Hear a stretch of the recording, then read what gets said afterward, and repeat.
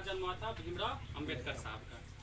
तो इनका क्या योगदान है हम लोग को वो जानना चाहिए, समाज में इनका क्या योगदान है। तो जितने भी हमारे समाज में दलित, शोषित, पिछड़े वर्ग थे, उनके लिए इन्होंने काम किया।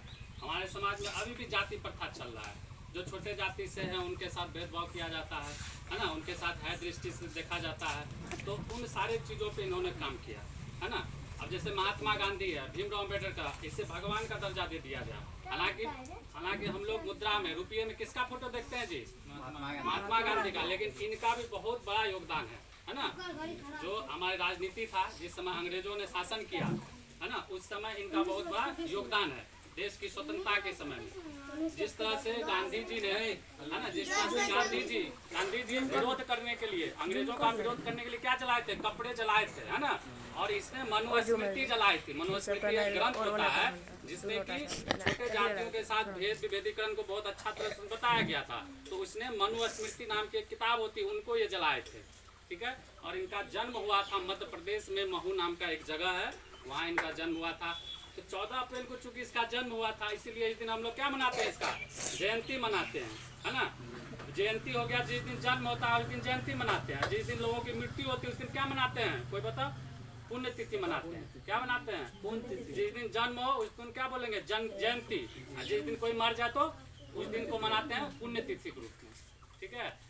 तो अब जैसे देखो, अभी तुम लोग जब आगे पढ़ोगे 9th में 10th में जाओगे तो वहाँ पढ़ोगे एक अनुच्छेद धारा है, अनुच्छेद 17 है ना जी। अनुच्छेद 17 में पढ़ोगे कि किस तरह से दलितों के साथ, पिछड़ों के साथ, जो छोटे निम्न जातियों के से लोगों के साथ कैसे भेदभाव होता था। तो उसमें उस चीज़ का उन्मूलन किया गया है। वो अनुच्छेद 17 अस्पृश्यता का अंत किया गया, उसमें जो अनटचेबिलिटी होता था उसका अंत किया गया। तो इनका बहुत बड़ा योगदान है। और हम लोगों के लिए इनके प्रति जो है सच्ची श्रद्धांजलि यही होगा कि हम लोग जो समाज में रहते हैं, अब तुम्हारे साथ ही बहुत सारे बच्चे बैठते हैं, कोई अलग अलग कास्ट, सबके साथ एक सा भाव रखना चाहिए है ना। विद्यार्थी को तो जाति से कोई मतलब रखना ही नहीं चाहिए। और जब तक हम लोग जाति के बंधन में बंधे रहेंगे तब तक विकास करना मुश्किल है।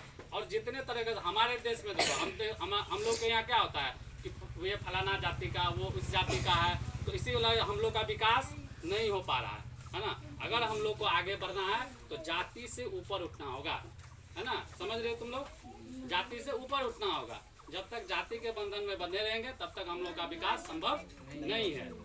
तो इनका बहुत बड़ा योगदान है। जिस समय संविधान का निर्माण हो रहा था, 2 वर्ष 11 महीना 18 दिन लग गया संविधान बनने में। और उसके जो मेन अध्यक्ष थे वो यही